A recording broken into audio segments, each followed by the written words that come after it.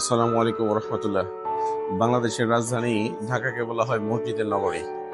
মসজিদের জন্য এই শহর সারা পৃথিবীর বুকে বিখ্যাত এবং সমৃদ্ধ। এই বাংলাদেশের রাজধানী ঢাকায় যতগুলো মসজিদ আছে তার বেশিরভাগ মসজিদই আবার এই পুরান ঢাকায় অবস্থিত। আমরা এই মুহূর্তে দাঁড়িয়ে আছি পুরান ঢাকার বিখ্যাত মসজিদ আহমেদুল্লাহ অবস্থিত তারা মসজিদে। আমরা আজকে আপনাদেরকে সম্পূর্ণ তারা মসজিদটি ঘুরিয়ে এর সৌন্দর্য দেখাবো, সাথে জানাবো এর সমৃদ্ধ ইতিহাস। চলুন আমরা পুরো মসজিদটা ঘুরি এবং এর ইতিহাস জানি।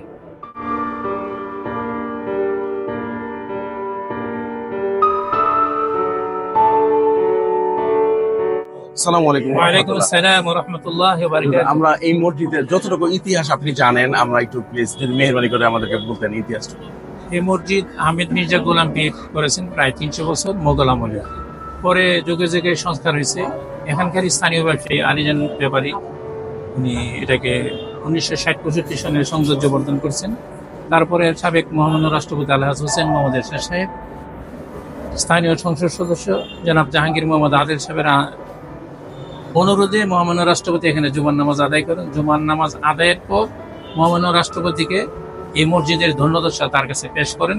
তিনি মসজিদের সম্প্রসারণ সৌন্দর্য বর্ধন করেন এবং 1987 4 ডিসেম্বর এটা কাজ সমাপ্তির পর শুভ উদ্বোধন করেন সরকারি করা।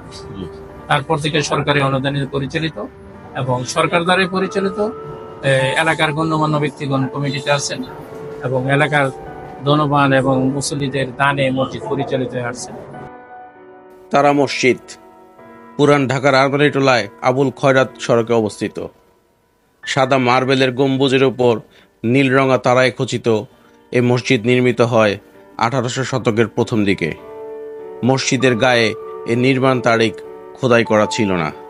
জানা যায় 18 শতকের ঢাকায় মহল্লা আলে আবু সাইদে আসেন জমিদার মির্জা গোলাম পীর।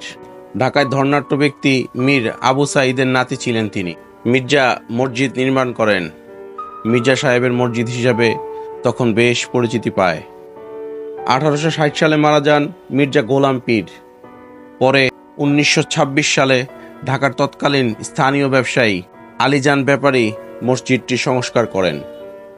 সে সময় জাপানের রঙিন চিনি টিকরি পদার্থ ব্যবহৃত হয় মসজিদটির মোজাইক কারুকাজে। মোঘল স্থাপত্য শৈলীর প্রভাব রয়েছে এ মসজিদে। ঢাকার কসাইটলির মসজিদেও এ ধরনের বৈশিষ্ট্য লক্ষ্য করা যায়। উল্লেখ্য, দিল্লি, আগ্রা ও লাহোরের 17 শতকে নির্মিত স্থাপত্যকর্মের ছাপ পড়ে মোগল স্থাপত্য শৈলীতে।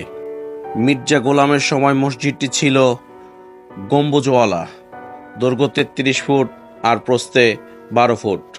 আলীজানের সংস্কারের সময় 1926 সালে মসজিদটির পূর্ব দিকে একটি বারান্দা বাড়ানো হয়। 1987 সালে 3 গম্বুজ থেকে 5 গম্বুজ করা হয়। পুরনো একটি মেহরাব ভেঙে 2টি গম্বুজ আর 3টি নতুন মেহরাব বানানো হয়। মসজিদের বর্তমান দৈর্ঘ্য 70 ফুট, প্রস্থ 26 ফুট। এই মসজিদ হলো আপনার 1711 সালের। আগে ছিল 3 গম্বুজের মসজিদ। এই মসজিদের প্রতিষ্ঠা ছিলেন মির্জা গোলাম পীর। মসজিদের কালার ছিল আপনার ইট কালার ছিল আগে। তারপরে এটার কারুকার্য করছেন আলীজান ব্যাপারী দাদা সাহেব, মহটলি তার বাড়ি। 1926 সালে এটারে জাপান থেকে ক্রিম কালার টাইলসগুলো আছে ভিতরে, জাপানের টাইলস, আর উপরে তারা তারা লাগার কারণে এই মসজিদের নাম হলো তারা মসজিদ।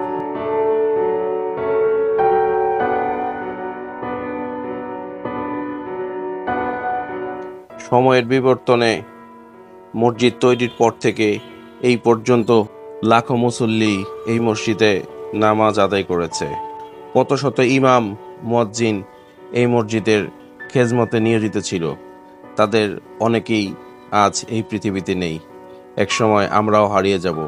রয়ে যাবে এই মসজিদ পুরান ঢাকার একটি রত্ন, একটি স্থাপনা যা আজও তার ইতিহাস, ধর্মীয় গুরুত্ব এবং সাংস্কৃতিক অবদান ধরে রেখেছে। এটি শুধু একটি মসজিদ নয়, বরং একটি ইতিহাসের সাক্ষী যা পৃথিবী এবং সময়ের সঙ্গে এক হয়ে দাঁড়িয়ে আছে। কিয়ামত পর্যন্ত হয়তো দাঁড়িয়ে থাকবে ইনশাআল্লাহ। সবাই ভালো থাকবেন। আল্লাহ হাফেজ।